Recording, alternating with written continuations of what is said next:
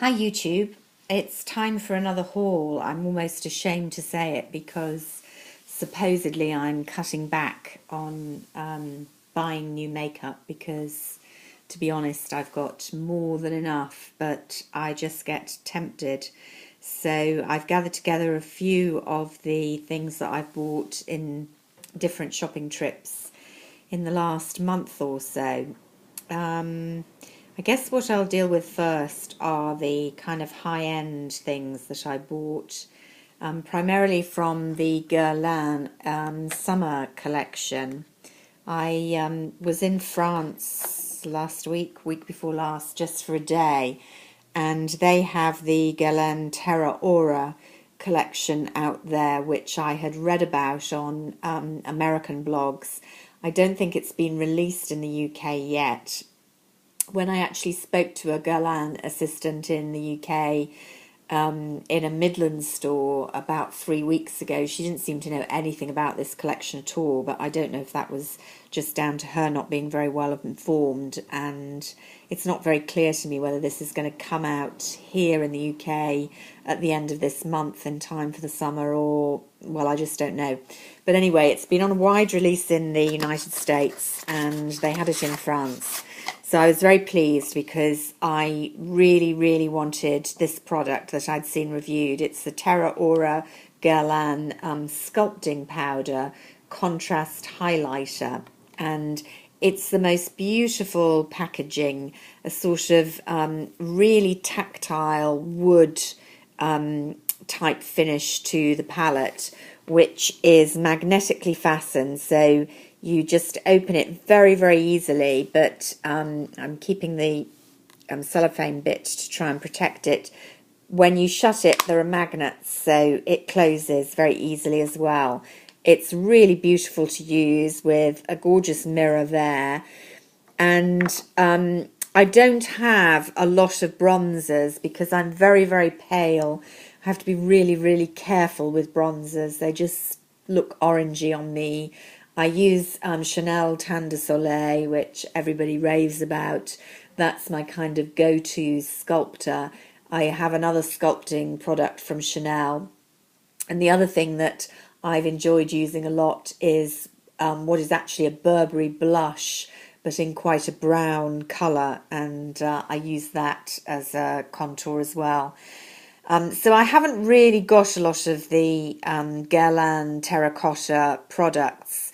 But I did buy one at an airport last year, which was this enormous palette, which I think is called Sun in the City. And this is a plastic palette, so wait a minute, not as gorgeous as the one I'm showing you. But it's this gold highlighter that's got this sort of ripply effect. Now, that looks as if I haven't used it at all because it's still embossed with the Guerlain ribbon logo. But I have used it a lot in the summer, and it's this really, looks bright gold there, but it is very full on, but you can blend it out to give the most gorgeous luminous sheen, and I really like it. I use it on cheeks and eyes. As I say, this is an enormous palette. It was quite expensive. I used it a lot last spring and summer, and I barely made an impression on it. And that's my only other Guerlain terracotta product. But when I saw this, which contains a bronzer with gold in the middle, I knew I really wanted it. It's beautifully presented, and I thought it would suit my skin tone, and it does. You can see there the bronzer has a sheen of its own, but it's quite light, so very suitable for fair northern complexions. And then there's a gold, which again has a wonderful payoff.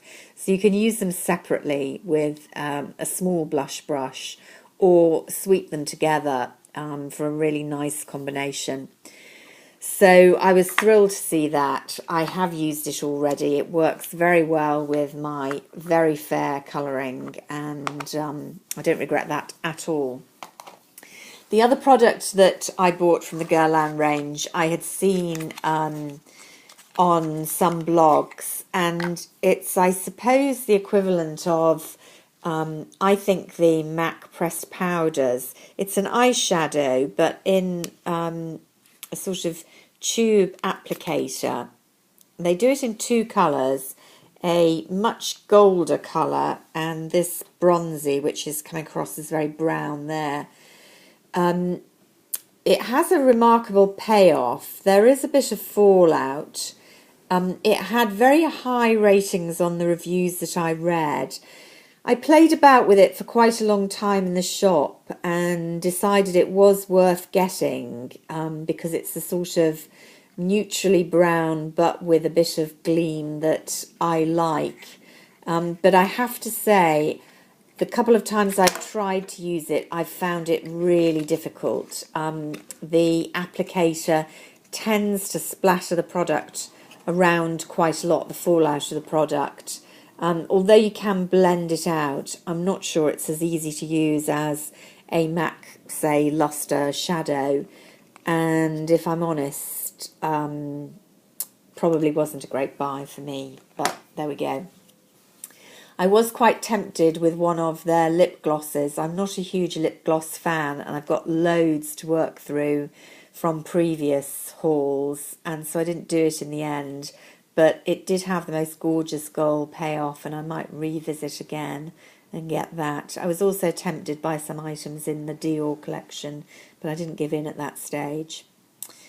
Now, the other thing I bought high-end was a Jo Malone fragrance when I was in Nottingham, and this is from their gourmet range. It's a Redcurrant and cream cologne, almost sold out. I think they had 2 bottles left. The gooseberry that I wanted to try was already sold out. Really, really like the fragrance. It's a very light, fruity, creamy, almost effervescence fragrance. But you can see I bought this about a fortnight ago, and look how much I've already used. It's nice, and it's nice to be able to spray it, but it has absolutely no lasting power at all. So it's almost like a really light eau de cologne that you have to keep on refreshing and refreshing and refreshing, which is really disappointing because in the old days of Jo Malone, before she sold out to Estee Lauder, the fragrances were not only distinctive and elegant, but they had real lasting power. This one absolutely doesn't. £38 for that small bottle, and whilst I really like the fragrance, I'm enjoying using it. It's literally going to last a few weeks. I suppose in a good way that's quite good because my perfume goes on and on and on, but as a value item, not so much. 2 more slightly expensive products, although not for what they are. These are Indeed Lab, which I bought in Boots. I'm way behind the scheme of things because I know that Nanoblur caused quite a sensation in 2012. I'm still experimenting with it. The first time I wore it, I thought it was absolutely fantastic. I put it on over makeup straight after I'd bought it, but makeup that I'd been wearing for quite a few hours already, and I thought it really softened my look. Of course, then when I used it as directed the next day over my foundation, which that day was a Bourjois Healthy Gel foundation, it caused revolting peeling. It definitely improves the appearance of your skin without makeup, but it's problematic applying it with makeup. I'll report back when I've experimented a bit more. This is Hydraluron, which is supposed to be a concentrated form that you use as you would use a serum. So in addition, before you put on your moisturiser or sunscreen. I've used it for exactly a week and I've been very impressed. Admittedly, I've been getting more sleep this week, which helps my skin in any event, but my skin is definitely feeling more moisturised, plump and soft. So again, I'll report back after I've used it for a bit longer, but so far, very, very good indeed. Drugstore. I bought these Real Technique brushes, again, well behind most beauty bloggers. Very impressed. I've been using especially this one, the Stipple brush, quite a lot. I prefer it to the MAC version. It's a bit stiffer, and I use it as an alternative to my favourite Shiseido for applying foundation. The blush brush is great as well, and I like this one here, which I'm not quite sure what it's for. I love it for actually applying powder to discrete areas like the under eye area when I use a Bobbi Brown concealer powder to set, in fact, Laura Mercier under eye concealer, and this one works beautifully. But I'm very impressed, and I might buy a few more of the range. I think they compare very favourably with the MAC ones. Drugstore, I've been loving Bourjois. I loved this little cutie pie, mainly for the packaging powder blush. It's got a really cute little brush, and this is a great little pink with a good payoff with a bit of shimmer. Good alternative to Chanel blushes, if I'm honest. But I'm feeling I need to do more cream blush at the moment, and I just bought this one today. It's the Bourjois cream blush. I'm not sure I got the right colour, possibly not enough payoff for me, and it's very similar to one I've already got from Marc Jacobs a few years ago, which, as you can see, I've made a dent in it, but I've got a lot to use. This one has a bit more shimmer, but a similar, not that much payoff. So maybe that was the wrong colour, but I bought it as part of a threesome, 2 for 3 at Superdrug at the moment. The new Rimmel Scandalize Flex. Not going to use this yet because I've just opened a Mally mascara, but I'm looking forward to trying that.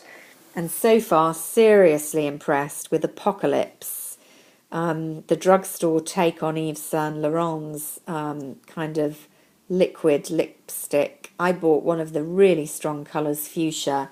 It has an enormous payoff, and I find it very easy to apply, easier than lipstick, giving that amount of colour to my lips. So far so good. Really impressed with that. And compared to Yves Saint Laurent, it's costing $5.99. I in fact got it free because it was the cheaper of the 3 for 2 of these three at Superdrug. So they've got some much more subtle colours if that fuchsia is too in your face. They've also got a pillar box red, which is gorgeous. I'm going to give it a try and report back for the next week, but so far so good. Soap and Glory hand food, oh no. Lots of positive reviews. Really don't like the fragrance, very icky, just a very ordinary hand cream. Give that one a miss. But otherwise, really pleased with my haul, but not pleased for spending more money. If you enjoyed this, give it a thumbs up and speak to you soon. Bye for now.